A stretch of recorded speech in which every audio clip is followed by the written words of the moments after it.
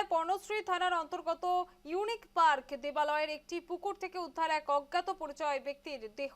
স্থানীয় বাসিন্দাদের দাবি, মৃত ব্যক্তি এলাকার বাসিন্দা নন। ঘটনার খবর পেয়ে দ্রুত ঘটনাস্থলে পৌঁছয় পর্ণশ্রী থানার পুলিশ। পর্ণশ্রী ঘটনা, বেহালার পর্ণশ্রী, সেখানে পুলিশের দেহটি উদ্ধার করে ময়নাতদন্তের জন্য স্থানীয় বিদ্যাসাগর হাসপাতালে পাঠিয়েছে। কিভাবে ওই ব্যক্তির মৃত্যু হয়েছে এবং কিভাবে তার দেহ পুকুরে এলো তা এখনো স্পষ্ট নয়। ঘটনার কারণ জানতে ইতিমধ্যেই তদন্ত শুরু করেছে পর্ণশ্রী থানার পুলিশ। ইতিমধ্যেই ঘটনাকে কেন্দ্র করে এলাকায় ব্যাপক চাঞ্চল্য। পুলিশের তদন্তের পরই মৃত্যুর প্রকৃত কারণ এবং ঘটনার রহস্য সামনে আসবে বলেই মনে করা হচ্ছে।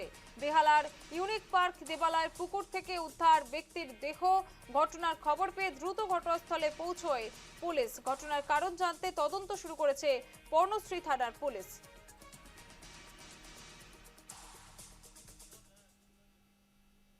সকালে উঠে না আমি মাত্র এলাম, দেখলাম পুলিশ চারিদিকে লোক, একটা বডি গালে দাঁড়িয়ে আছে, ভ্যানে করে নিয়ে চলে গেল। বডিটা কি পুকুরে ভাসছিল, এসে দেখলাম ভাসছিল এবং পুলিশের সাহায্যে। দেখে কি মনে হচ্ছে এলাকারই লোক নাকি?